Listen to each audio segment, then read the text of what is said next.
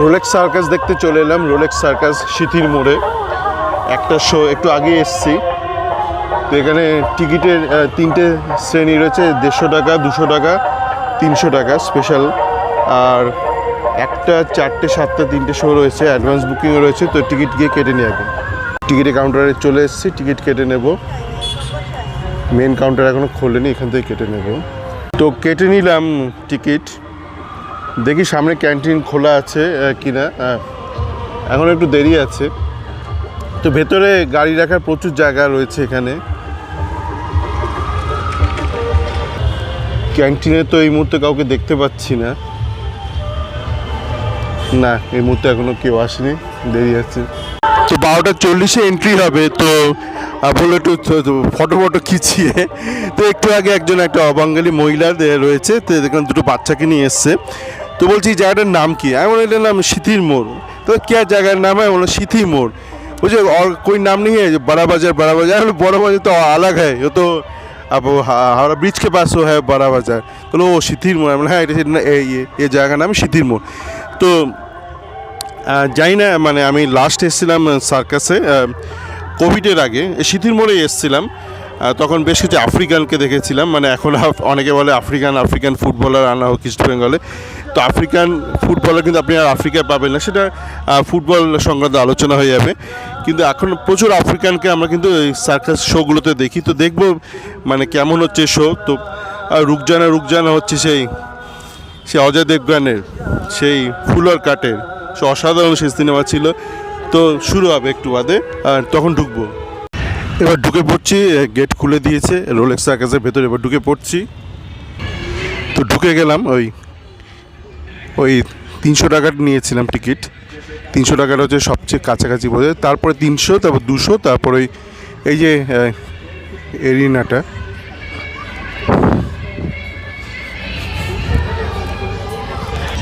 তো ভেতরটা দেখিয়ে দিই। আমি একটু আগেই চলে এসেছি। আজকে বললো শনিবার দিন ভালোই লোকজন আসে। শনিবারে 4টে, শনি রবি 4টে আর 7টার শোতে। তো অনেক মানে গেট খোলার সাথে সাথেই ঢুকে গেছি। সাদা চেয়ারগুলো হচ্ছে 300, তারপরে হলুদ বোধহয় 200, তারপরে 150, লালগুলো 150। তো তারপরটা একটু দেখিয়ে দিই। তো যে টিকিট কাউন্টার ছিল তার সাথে একটু কথাবার্তা বলছিলাম। সে বলছে একটু ছবি তুলুন। তাই বললাম মানে বিদেশে তো সার্কাস ভালোই চলে, তো ভারতে কেন চলবে না? শুধু একটু পরিবর্তন দরকার আছে। কেননা ধরুন আগে বাঘসিংহ অ্যালাউ করতো, এখন নিয়মের জাতাগুলো অ্যালাউ করে না। কিন্তু আমি ওই পাটুলিতে চলছে অজন্তা সার্কাস, তার একটা ইউটিউব দেখছিলাম। ইউটিউবে একজন বানিয়েছে একটা ব্লগের মতো। তো সেখানে দেখছিলাম যে আজ থেকে বহু বছর আগে যেরকম খেলা দেখাতো যখন বাঘসিংহ ছিল, তেমনই দেখাচ্ছে এখনও। তো সেগুলোর একটু পরিবর্তন দরকার আছে। যেহেতু ধরুন আপনার কাছে বাঘসিংহের ওই অপশানটা নেই, অস্ত্রটা নেই, তাহলে আপনাকে একটু অন্যরকম কিছু করতে হবে, একটু ম্যাজিক আনতে হবে, একটু মজা আনতে হবে, যেটা সবার ভালো লাগে।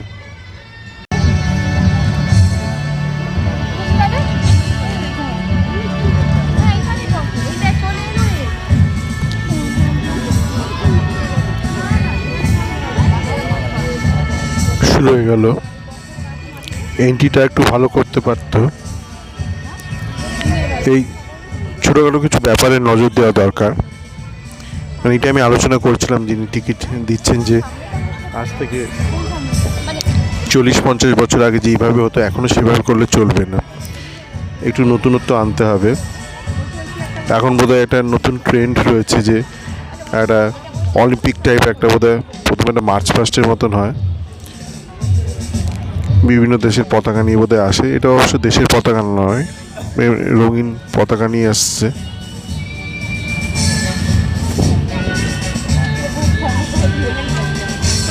যারা আমাদের পার্টিসিপেন্ট,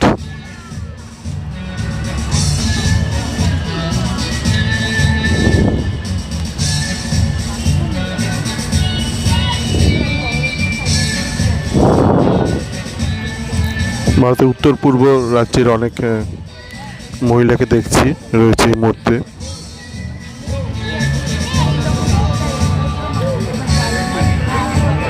এই গ্রুপের মধ্যে কোনো বিদেশি নেই অবশ্য। ওদিকে ঢুকে পড়ছে খলবোকায় মানুষরা।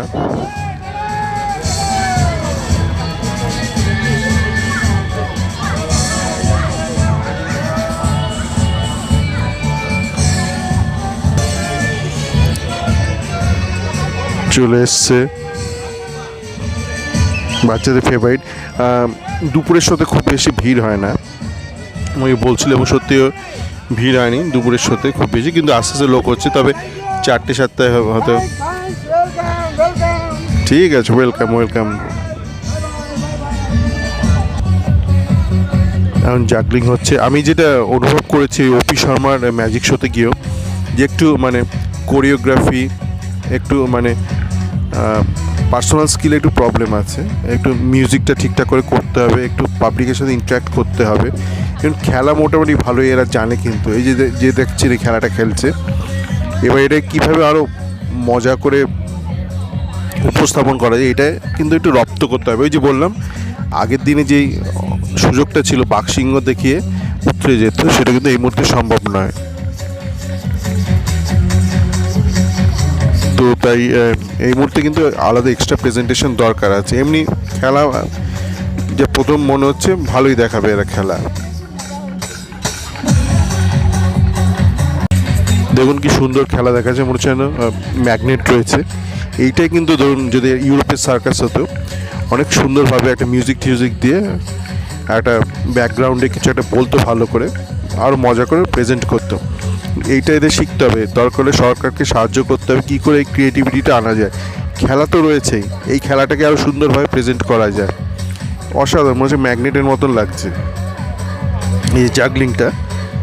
তো এর সঙ্গে একটু দরকার একটু মিউজিক, একটু লাইট ফাইট, এগুলো দরকার আছে।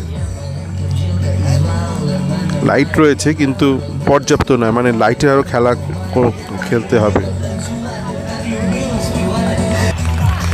এই ছেলেটার মুখটা একটা মহিতোৎসবের মতন লাগছে, কি সুন্দর করছে, কিন্তু মিউজিকটা ঠিক জমছে না, আর পেছন থেকে ভালো কমেন্টও হচ্ছে না। এই রয়েছে কিছু জোকার রয়েছে, পাবলিক হাততালি দিচ্ছে, বেশ ভালো হলো, বেশ ভালো হলো। ওই যে বললাম, আর একটুখানি প্রেজেন্টেশনটা একটু বেটার করতে, মেন খেলাটা কিন্তু রয়েছে এদের মধ্যে।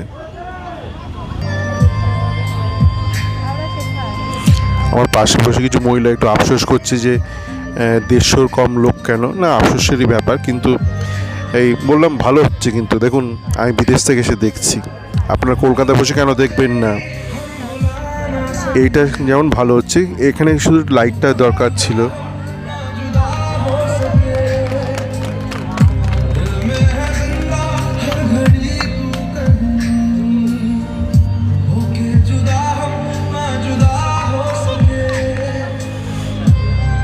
এটা কিন্তু ভালো লাগছে, এখানে একটু লাইট এর খেলা দিলেই আরও জমে যেত।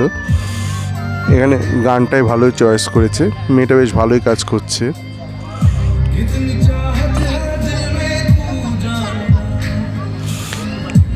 নিচে আসছে,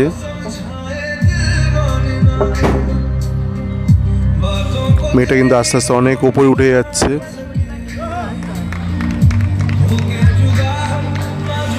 এটা কিন্তু দেখার মতন, একটু লাইটের খেলাটা দরকার ছিল এখানে।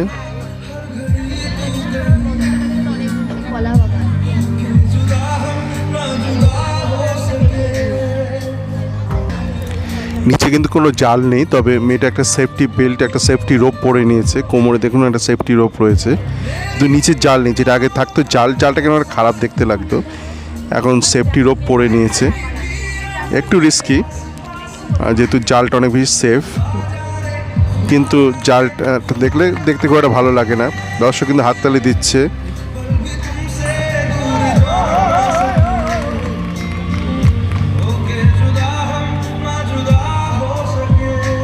এটা বেশ ভালো করছে, মিউজিকটা ভালো চয়েস করেছে।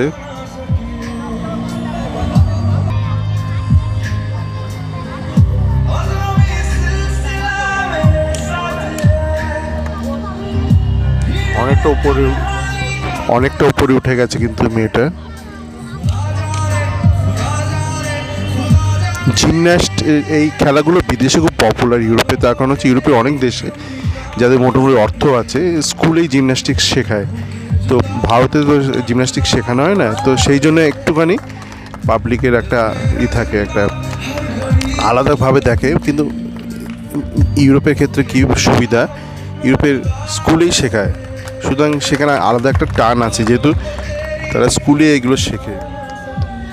যেমন এই জোকারদের এই সমস্যাটা হচ্ছে যে পরিষ্কার শোনা যাচ্ছে না, বাইরে যেহেতু গাড়ি রয়েছে এবং মানে এটা মানে নয়েজ ফ্রি অডিটোরিয়াম নয়, মানে খোলা একটা মঞ্চ। তো তো এই ক্ষেত্রে যেটা দরকার হচ্ছে মানে এদের মাইক দরকার, যাতে করে পরিষ্কার শোনা যায় এবং ব্যাপারটা ভালো লাগে।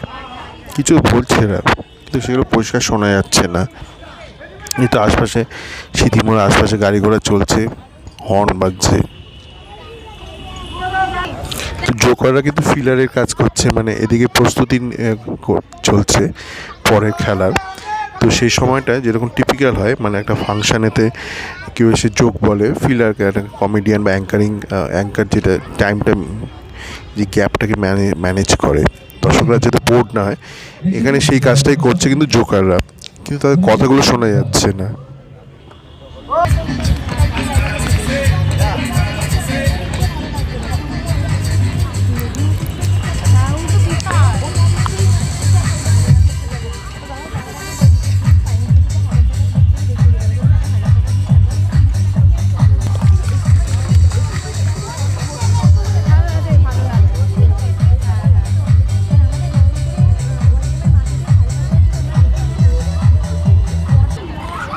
এখন একটা ইলেকট্রিসিটির একটা জোকের মতন করার চেষ্টা করছে। তো ব্যাকগ্রাউন্ডে মিউজিকটা আসছে ইলেকট্রিক শকের, কিন্তু এই যে জোকাররা যে কথাগুলো বলছে নিজেদের মধ্যে, সেটা পরিষ্কার শোনা যাচ্ছে না।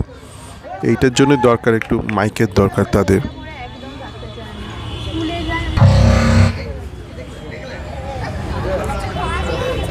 ইলেকট্রিক শকের একটা হচ্ছে এইটাকে কিন্তু ভালো করে করা যেতই, মানে যদি এরা যেগুলো বলছে তার জন্য যদি ওই মাইক থাকতো, কর্ডলেস মাইক থাকতো।